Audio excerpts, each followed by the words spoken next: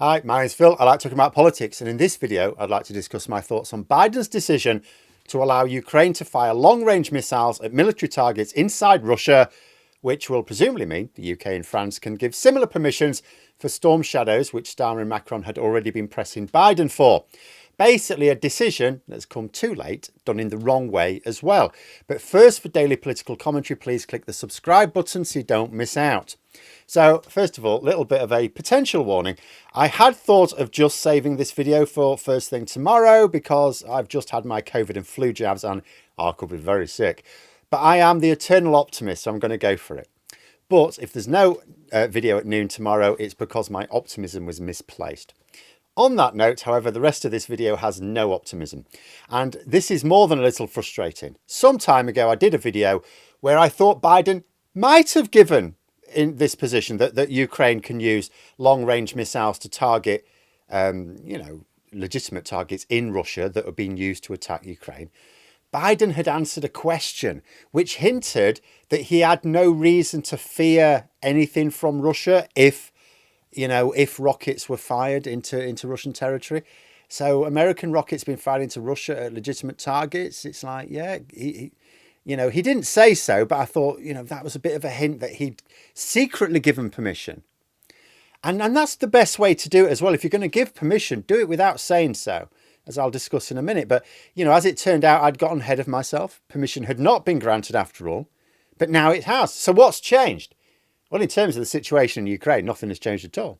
Militarily, nothing's changed. The major change is the incoming Trump administration. I still do not know exactly why Biden refused permission before, but it cannot have been a military decision, can only be political. One fear that is regularly cited is the fear of escalation. It's like, but what does this escalation look like? Russia can't escalate things anymore with Ukraine. It's bombing the crap out of civilians. It's been shelling areas around nuclear power stations. It's abducting children and raising them as Russians. It's making no secret of their desire to control all of Ukraine. There are only two types of possible escalation. First is the threat of nuclear weapons being deployed, but nobody seriously thinks this is a threat. We don't even know if Russia can deploy them given the performance of their conventional forces. And even if they could, there are a lot of nuclear warheads pointing at Moscow. Mutually assured destruction, not really something that helps Putin.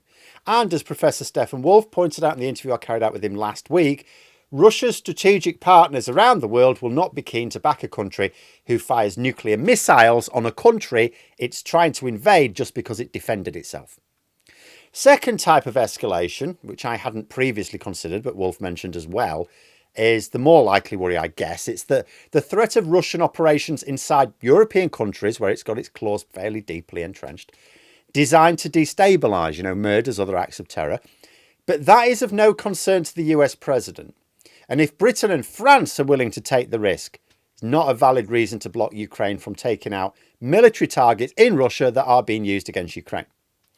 But now that this decision has finally been made, it's like a good thing, right? Well, it's better than nothing, but there are issues. Like first, one good thing, I suppose, is it should now mean, I guess, that the UK and France can give Ukraine the green light to use Storm Shadows in the same way. So even if Trump rescinds the permission in January, well, it presumably will still allow the UK and France to keep letting Ukraine use Storm Shadows. So, we should ramp up production, give them a lot more of them.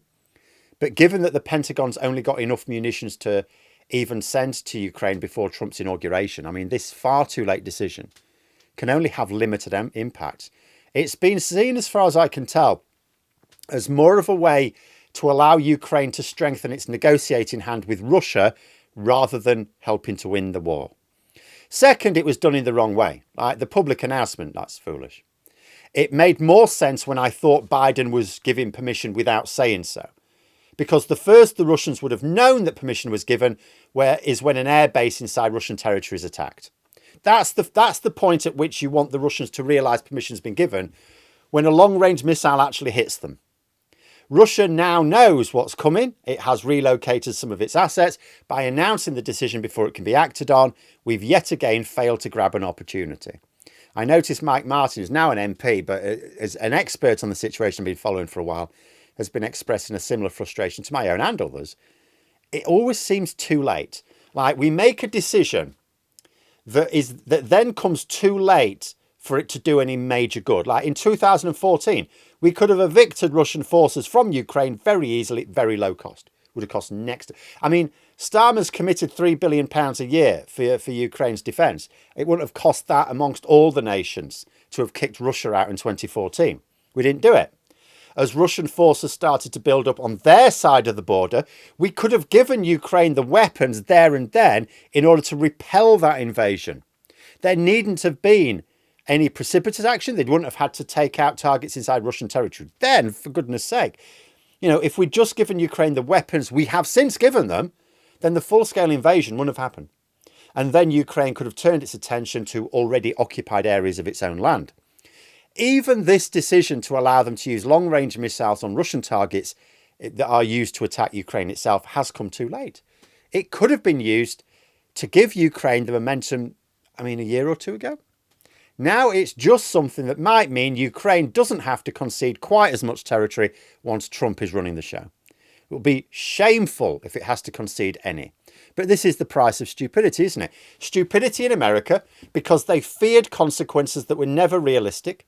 Stupidity in Europe for relying so heavily on America when it made it clear years ago that their interests were elsewhere. And every time we fail to act robustly, because it seems easier in the short term, we store up a bigger, more expensive problem for the future, and it'll be no different this time. Putin has been carrying out a very long-term strategy. Yes, it hasn't always gone in his favour. You know, he's been humiliated over the piss-poor performance of his armies, the mutiny of Wagner, having to use parasite-infested North Korean troops who are now hooked on porn, and the Russian economy looking very ropey in the next year or two. But despite all that, Putin is still on top. He's still winning. Why? Because Putin is right about one thing. We are too soft. We are too weak. We take the easy way out, even if it stores up problems in the long term. We are like a stupid child. You know, I wonder if we'll realise it before it's too late. But there we are. Those are my thoughts. Let me know yours in the comments below. If you enjoyed the video, please click the like button. And if you'd like to support the channel further, you can join for memberships. Thanks for watching. And until next time, I'll see you later.